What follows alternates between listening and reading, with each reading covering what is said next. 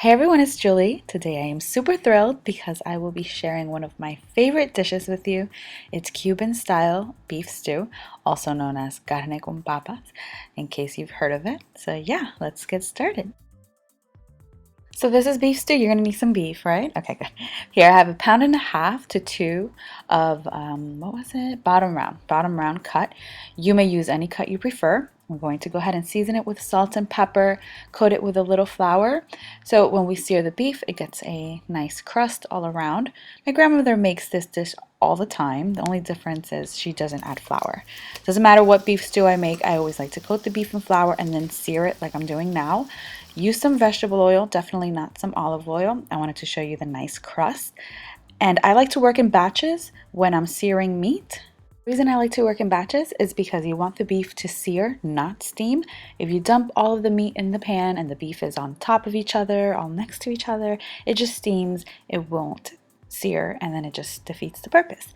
All right, so I removed the beef from the pan and then I added a little extra, well, not extra because we used vegetable oil earlier, but I drizzled in some olive oil to saute the veggies, which is just onions and green bell peppers. We don't use celery in Cuban beef stew, but you may do so if you prefer. Once the onions and peppers become translucent, go ahead and add the fresh garlic. Saute it for a couple seconds. Once you smell that garlic, go ahead and pour in some wine. I use dry white wine. You may use red or white wine that you normally drink. Normally, you would use the best quality wine you can get your hands on for cooking. That doesn't apply to Cuban cuisine. We like to use vino seco, dry white wine, and it costs like $1. I always say that, $1. And one would think, oh, maybe that's all they had in Cuba, so they use cheap wine. Well, my grandparents came to the US in 1968. Grandma's been using this dollar wine all these years. So I don't think it's an economical issue. If you want your beef stew to taste like your grandmother's did, you use cheap dry white wine. And I talk a lot. So I wanted to show you how nicely the beef seared. Add the beef to the pot along with the veggies. Add some tomato sauce. Some Cuban people do not add tomato sauce. My grandmother adds very little. I add a lot, clearly, because I love tomato sauce. Give everything a stir. This is looking good already. And by the way, I hated this dish when I was a kid. All I liked eating was chicken nuggets and Chef Boyardee. Okay, here I go again with the revel and rambling. Season this. I used a little bit of sazon. That is optional. Some cumin, a bay leaf. I threw in two. Give everything a stir. And then pour in some water. Oh, no, wait. Some olives. That's optional. A lot of people do not like olives in their stews or their rice and chicken. I like to add olives to rice and chicken and my stews. You may use beef broth instead of water. You may add carrots, peas, celery, mushrooms, whatever you want. Season this with salt and pepper.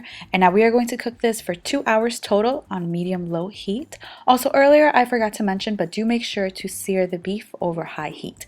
And of course, I will have the complete recipe and instructions on my website, cookedbyjulie.com. I added the potatoes about an hour later. The potatoes should cook nicely within an hour. Cover this and let it simmer away. Now, I think 2 hours is good enough, but if your beef is still tough, cook it a little longer. Just keep an eye on it.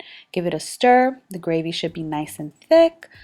I made this a couple years ago. I was making this and took a little nap, and when I woke up, the beef and potatoes were just sizzling. There was no liquid in the pan. It evaporated completely. I'm a mess. Just keep an eye on it. And now this is ready to serve. I like to serve this over white rice.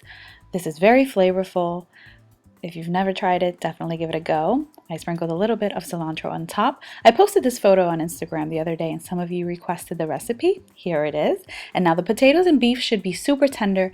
And by tender, I mean you shouldn't need a knife to cut the beef. Just run your fork through it and split it in half type tender. Type tender. I like that. I really hope you guys give this recipe a try. Let me know if you do. And thank you all so much for watching.